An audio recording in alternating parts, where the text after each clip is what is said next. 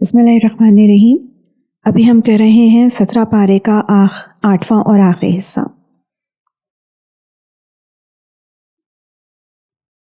اور جن لوگوں نے کفر اپنا لیا ہے اور ہماری آیتوں کو جھٹلایا ہے تو ایسے لوگ ہی ذلت والا عذاب ان کے لیے ہوگا۔ اور جن لوگوں نے اللہ کے راستے میں ہجرت کی پھر قتل کر دیے گئے یا ان کا انتقال ہو گیا تو اللہ انہیں ضرور اچھا رزق دے گا، اور یقین رکھو کہ اللہ ہی بہترین رزق دینے والا ہے۔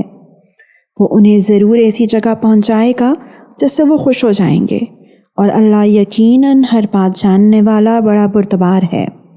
یہ بات تو طے ہے، اور آگے یہ بھی سن لو کہ جس شخص نے کسی کو بدلے میں اتنی ہی تکلیف پہنچائی جتنی اس کو پہنچائی گئی تھی، اس کے بعد پھر اس سے زیادتی کی گئی تو اللہ اس کی ضرور مدد کرے گا۔ یقین رکھو اللہ بہت معاف کرنے والا، بہت بخشنے والا ہے۔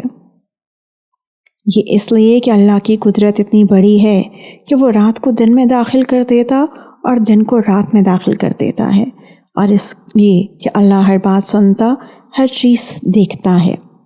یہ اس لیے کہ اللہ ہی حق ہے، اور یہ لوگ اسے چھوڑ کر جن چیزوں کی عبادت کرتے ہیں وہ سب باطل ہیں، اور اللہ ہی وہ ہے جس کی شان بھی اونچی ہے، رتبہ بھی بڑا۔ کیا تم نے نہیں دیکھا کہ اللہ نے آسمان سے پانی اتارا جس سے زمین سرسبز ہو جاتی ہے؟ حقیقت یہ ہے کہ اللہ بڑا مہربان، ہر بات سے باخبر ہے۔ جو کچھ آسمانوں میں ہے اور جو کچھ زمین میں ہے سب اسی کا ہے، اور یقین رکھو کہ اللہ ہی وہ ذات ہے جو سب سے بے نیاز ہے، بذات خود قابل تعریف۔ کیا تم نے نہیں دیکھا کہ اللہ نے زمین کی ساری چیزیں تمہارے کام میں لگا رکھی ہیں، اور وہ کشتیاں بھی جو اس کے حکم سے سمندر میں چلتی ہیں، اور اس نے آسمان کو اس طرح تھام رکھا ہے کہ وہ اس کی اجازت کے بغیر زمین پر نہیں گر سکتا۔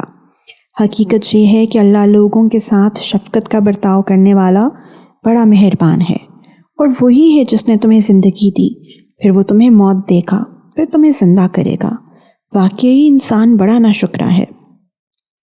ہم نے ہر امت کے لوگوں کے لیے عبادت کا ایک طریقہ مقرر کیا ہے جس کے مطابق وہ عبادت کرتے ہیں، لہٰذا اے پیغمبر، لوگوں کو تم سے اس معاملے میں جھگڑا نہیں کرنا چاہیے، اور تم اپنے پروردگار کی طرف دعوت دیتے رہو، تم یقیناً سیدھے راستے پر ہو۔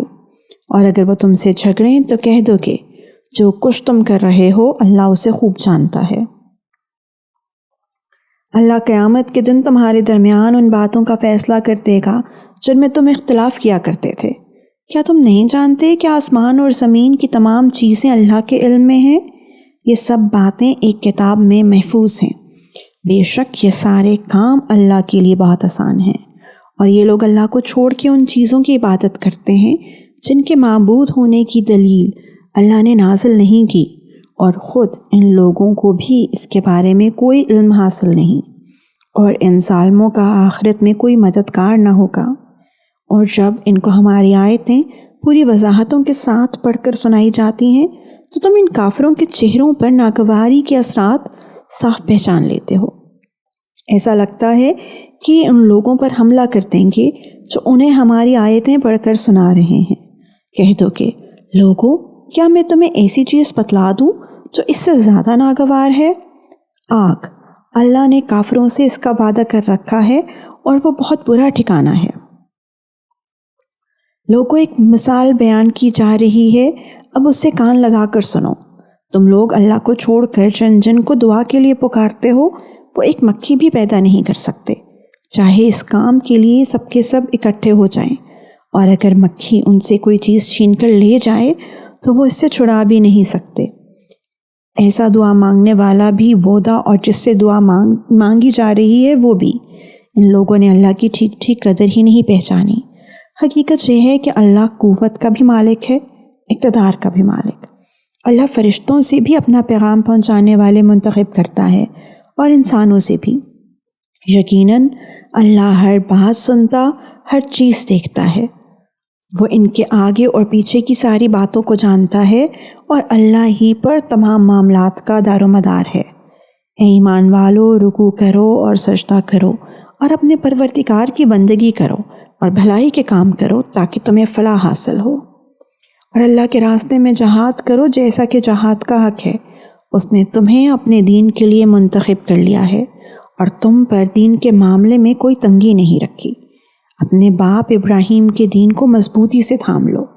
اس نے پہلے بھی تمہارا نام مسلم رکھا تھا اور اس قرآن میں بھی، تاکہ یہ رسول تمہارے لیے گواہ بنے اور تم دوسرے لوگوں کے لیے گواہ بنو۔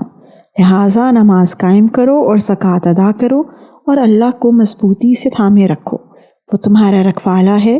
دیکھو کتنا اچھا رکھوالا اور کتنا مددگار۔